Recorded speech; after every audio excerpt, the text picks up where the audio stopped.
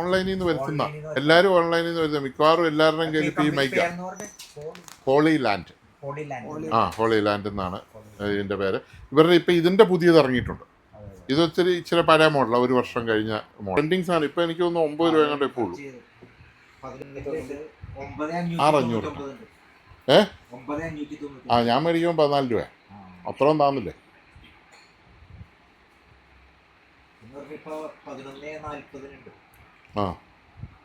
ഓരോ സെല്ലൈസ് ആയിരിക്കും. അതെന്നാന്നറിയോ, അത് നമുക്ക് ആവശ്യമുള്ള കുറേ സാധനങ്ങളുണ്ട്. മൊബൈലിൽ ഉപയോഗിച്ചാൽ മതിയെങ്കിൽ റേറ്റ് കൂടും, 9,250 കിട്ടും. പിന്നെ ആപ്പിളെ വെക്കണ വേറെ സാധനങ്ങളാണ്, പഴയ ആപ്പിളെ വെക്കണം. ഇപ്പം എല്ലാം സി ടൈപ്പ് ആയതുകൊണ്ട് പ്രശ്നം തീരുക. ഒരു 2 കൊല്ലത്തിനോ എല്ലാ പ്രശ്നവും തീരും. പഴയ ഫോണെല്ലാം ഒന്ന് ചത്ത് കെട്ട് പോയി കഴിഞ്ഞാൽ എല്ലാം സി ആവും. അതായിരിക്കും. സാറ് KSRTCയിൽ ആരായിരുന്നു ചോദിച്ചത്? കണ്ടക്ടറായിരുന്നു. നീ ഇച്ചിരി വർത്തമാനമൊക്കെ പറയാനോട്. ഞാൻ KSRTCയിലായിരുന്നു സാർ, ഇലക്ട്രീഷ്യൻ ആയിരുന്നു. ഇപ്പോൾ റിട്ടയർഡ് ആയിട്ട് ഏകദേശം 19 കൊല്ലം, 2006. ഈ 19 വർഷം കഴിഞ്ഞ് ഒരു ജോലിയും ചെയ്യുന്നില്ലേ? പിന്നെ ഞാൻ ഒരുപാട് വർക്കുകളൊക്കെ, ഇലക്ട്രോണിക്സ് വർക്കുകളൊക്കെ അത്യാവശ്യം ചെയ്യും. പിന്നെ ഇലക്ട്രിക്കൽ, സോളാർ, അങ്ങനെയുള്ള പല പരിപാടികളും ചെയ്യും. ഇപ്പോൾ പ്രായാധിക്യം മൂലം സ്പീക്കർ നമ്മുടെ 5 സ്പീക്കർ എടുത്തല്ലോ. കുറച്ച് നാളായിട്ട് ഇപ്പോൾ ഓപ്പറേറ്റ് ചെയ്യുക. അപ്പോൾ ചെറിയൊരു പ്രശ്നം വന്നിട്ട് കണ്ണിന് ചെറിയ വേദന. അത് പിന്നെ പാർട്ടിയൊക്കെ നിർത്തി, എന്നാലും വീട്ടിൽ അത്യാവശ്യ കാര്യങ്ങളൊക്കെ ചെയ്യും. നോർത്ത് പറവൂരുകാരാണ്. നോർത്ത് പറവൂർ അവിടെ അത് ഏത് ഹൈവേ അത് അവിടെ വരുന്നത്? National highway 17. അപ്പൊ സെൻട്രൽ ഇപ്പൊ സെൻട്രൽ ആണോ വരുന്നത്? സെൻട്രൽ ഹൈവേ ആയിട്ടാണോ? എന്റെ വീടിന്റെ മുറ്റത്തെ കൂടിയാണ്. അത് ശരി. പൊടി എങ്ങനെയുണ്ട്? ഭയങ്കര പൊടിയാ. വീട് മുഴുവൻ ഞാൻ നെറ്റ് അടിച്ചേക്കാണ്, ഫുള്ളായിട്ട് നെറ്റ്.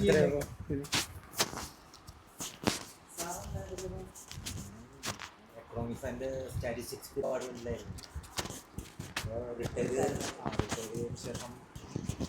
മാത്തമാറ്റിക്സ് ആവശ്യമുള്ള ക്ലാസ് എടുക്കാറുണ്ട്. പണ്ടത്തെ പോലെ തിരക്കില്ല ഇപ്പൊ, പിള്ളേർക്കൊന്നും ആവശ്യമില്ല. പിള്ളേർക്കൊന്നും ഇപ്പൊ ട്യൂഷനൊന്നും ആവശ്യമില്ല, അല്ലാതെ തന്നെ ജയിച്ചു പോയി. ഭയങ്കര ബുദ്ധിയാ. അതെ അതെ. അപ്പൊ നമ്മുടെ കാലത്തെ പൊട്ടന്മാരുണ്ടായിരുന്നുള്ളൂ.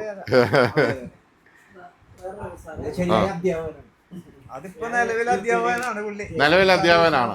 ഈ സാറന്മാരെ ഞങ്ങൾക്ക് ഭയങ്കര ഇഷ്ടമാണ്. കാരണം എന്നാന്നറിയാം, എൻ്റെ അപ്പൻ സാറായിരുന്നു, എൻ്റെ അമ്മാവന്മാരെല്ലാം സാറന്മാരായിരുന്നു. ഇപ്പോഴും നമ്മുടെ കസിൻസൊക്കെ ഒത്തിരി പേര് സാറന്മാരുണ്ട്. സാറന്മാര് ഫാമിലിയാ, സാറന്മാരും ഡോക്ടർമാരും.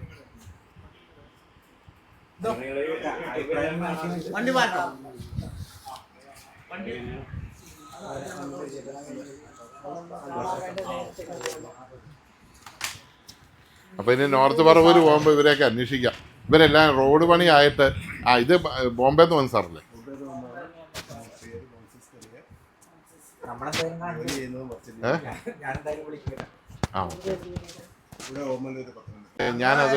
ഞാൻ പ്രത്യേകിച്ച് ഇത് എനിക്കത് ഒരു നിമിത്തമാണ്. ഇതൊരു സമയമാകുമ്പോൾ ദൈവം ഫീൽ ചെയ്ത് തരുമെന്ന് എനിക്ക് ഉറപ്പില്ല. ഞാൻ വെയിറ്റ് ചെയ്യുന്നു.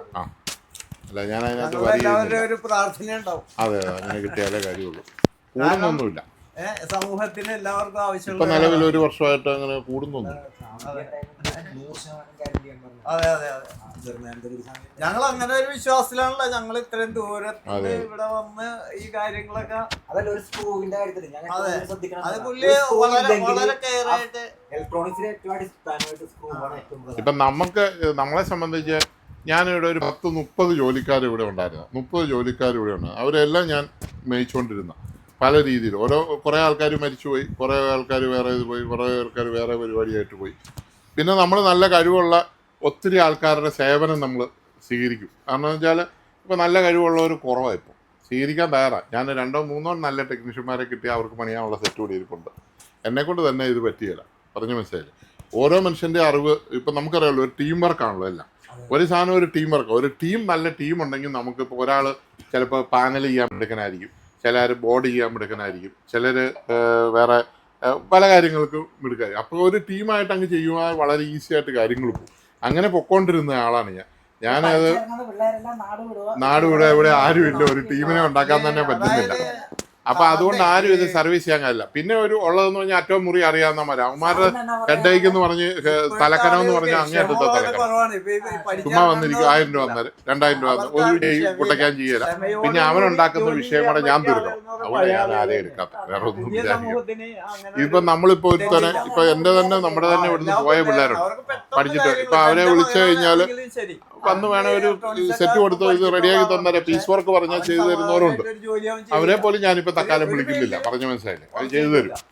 അപ്പൊ ഞാനത് ചെയ്യാത്ത എന്നാന്ന് ചോദിച്ചു കഴിഞ്ഞാൽ എനിക്ക് അതിലൊരു വിശ്വാസക്കുറവുള്ളതുകൊണ്ട് എനിക്ക് അവരെ വിശ്വാസം വേണ്ടതല്ല.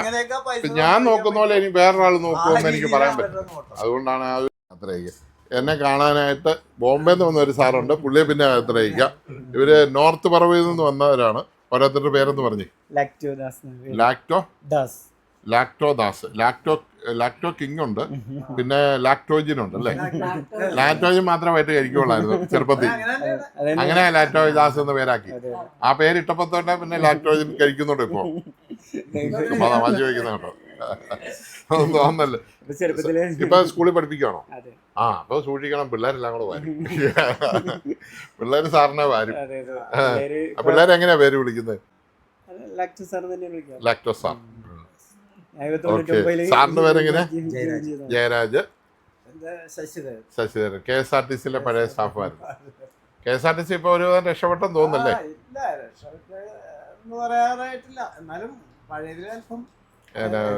ഇവൻ വന്ന പിന്നെ ഇച്ചിരി പൊറുതിയല്ല. നമ്മുടെ പുതിയ മന്ത്രി ഗണേഷ് കുമാർ, പുള്ളിയുടെ ഫാദറും പണ്ട് തൊട്ട് ഇതിന്റെ KSRTCയിലെ ആളായിരുന്നു.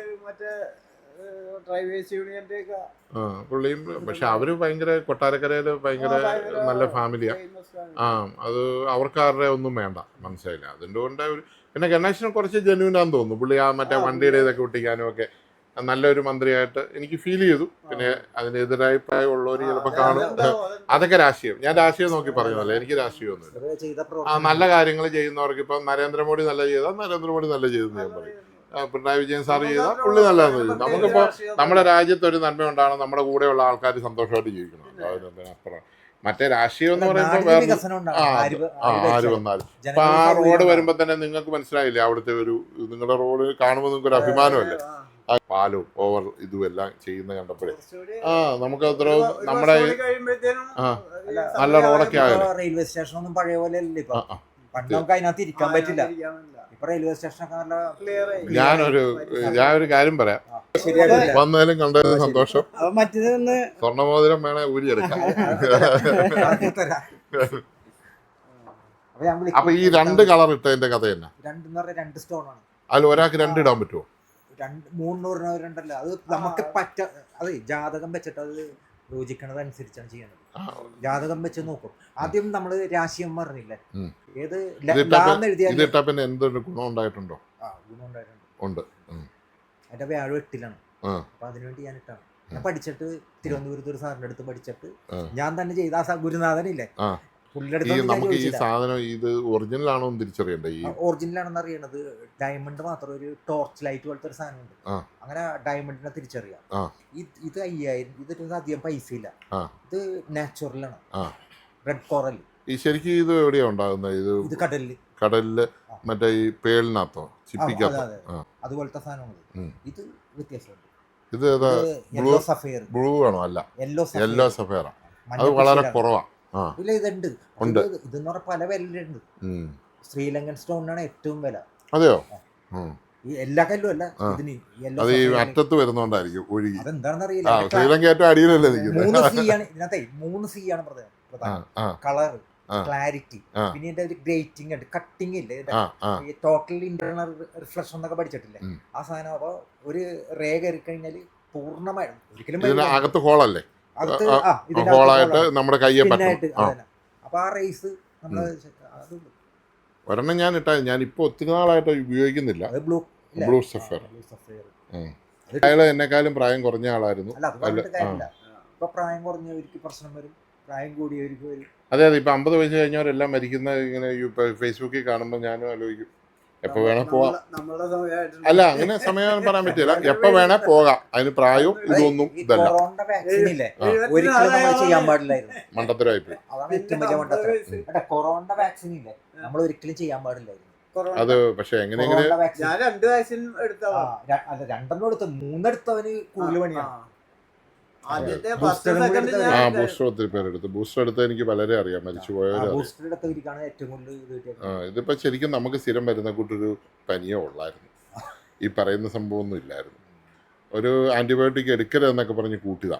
ഞങ്ങളൊക്കെ ശരിക്കും ശരിയാ. ഓക്കെ സാറേ, 1:30 9:30 കയറണം എന്ന് പറഞ്ഞു.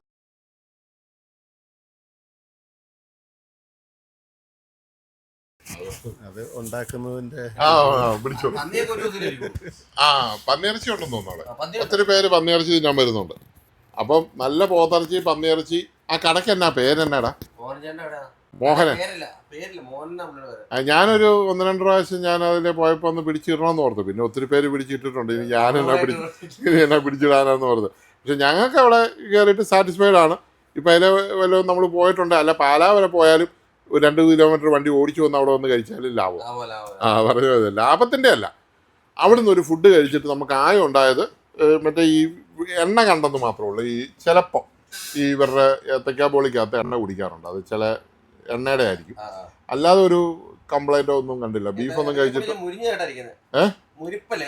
മൊരിപ്പുണ്ട്. പക്ഷേ ഈയിടെയൊക്കെ ഇച്ചിരി എണ്ണ പിടിക്കുന്നുണ്ട്. എനിക്കൊന്ന് പഴുത്ത് പോകുന്നതുകൊണ്ടാണോ എന്ന് എനിക്കറിയില്ല. എന്നാണേലും നമുക്ക് ഒരു കുറ്റവും പറയാനില്ല. അവിടെ അവർ ഒരു നല്ല ബിൽഡിങ് പണിത് ഒരു നല്ല രീതിയിൽ ചെയ്യുമായിരുന്നെങ്കിൽ ആളവിടെ ക്യൂ നിൽക്കും. ഇപ്പൊ പഴയ ബിൽഡിംഗ് ആയതുകൊണ്ട് പലർക്കും ചിലപ്പോൾ ഇഷ്ടമില്ലാത്തതുകൊണ്ട് വരാത്തതായിരിക്കാം. എന്നാണേലും ഞാൻ ഹാപ്പിയാണ്. അവിടെ കയറി ഞങ്ങൾ അതിലെ പോകുമ്പോൾ കഴിക്കാറുണ്ട്. പുള്ളിയുടെ ഒരു കാന്താരി കപ്പയുണ്ട്, 40 രൂപയ്ക്ക് അത്രയും കപ്പ പുഴുക്കി ഒന്നും ആരും തരത്തില്ല. 100 രൂപയ്ക്ക് അത്രയും ബീഫ് നല്ല ക്വാണ്ടിറ്റിയാണ്. ഇവിടെ അടുത്തൊരു ഹോട്ടലിൽ നിന്ന് ഞാൻ കഴിഞ്ഞ ദിവസം കഴിച്ചപ്പോൾ എന്നാ 230 രൂപയ്ക്ക് അവർ മേടിക്കുന്നു. അപ്പം അത് പോട്ടെ, ഞാൻ ഈ സാറിനെ ഒന്ന് പരിചയപ്പെട്ടെ. സാറ് ബോംബെന്ന് വന്നല്ലേ? അതെ. ശരിക്കും സാറിൻ്റെ സ്ഥലം എവിടെയാണ്? എൻ്റെ സ്ഥലം ഓമല്ലൂർ, പത്തനംതിട്ട. പത്തനംതിട്ടക്കാരനല്ലേ? ഓക്കെ. അപ്പോൾ ബോംബെയിലായിട്ട് ജോലി ചെയ്യാൻ തൊട്ട് എത്ര വർഷമായി? ബോംബെയായിട്ട് 90s പോയതാണ്. അപ്പം റിട്ടയർ ആകാൻ ഇനി ഒത്തിരി നാളുണ്ടോ? 2 വർഷം. 2 വർഷം കഴിഞ്ഞാൽ തിരിച്ചു പോരുമോ? പത്തനംതിട്ട തിരിച്ചു പോരുമോ അതോ ബോംബെ തന്നെ തുടരുമോ? ഇപ്പോഴത്തെ അപേക്ഷിച്ച് ബോംബെ തീരുമാനം താമസം സ്ഥലമാക്കുമോ അല്ലേ? പിള്ളേരൊക്കെ അവിടെ ആയിക്കാണോ അല്ലേ സെറ്റിൽ? അതാണ് ഓരോ സ്ഥലം ഇഷ്ടപ്പെട്ട് കഴിയുമ്പോൾ പിന്നെ ആ ഒരു രീതിയിൽ നിന്ന് ഇങ്ങോട്ട് വരാനൊരു ബുദ്ധിമുട്ട് വരും. വരുന്നില്ല. നമ്മൾ പിള്ളേർ അവർക്ക് ഇവിടെ യാതൊരു പരിചയമില്ല, ബന്ധമില്ല. അവർക്ക് ഭാഷ അറിയത്തില്ല. അവർ ഹിന്ദിയാണോ കൂടുതൽ പറയുന്നത്? അവർ ഇംഗ്ലീഷിലാണ്. ഇംഗ്ലീഷും ഹിന്ദി മലയാളം അറിയാം. മറ്റേ അനിയനും കൂടെ വന്ന് മറ്റേ സൈഡിൽ നിന്ന് നിന്നെ ഞെക്കിയാൽ നീ ചത്തു.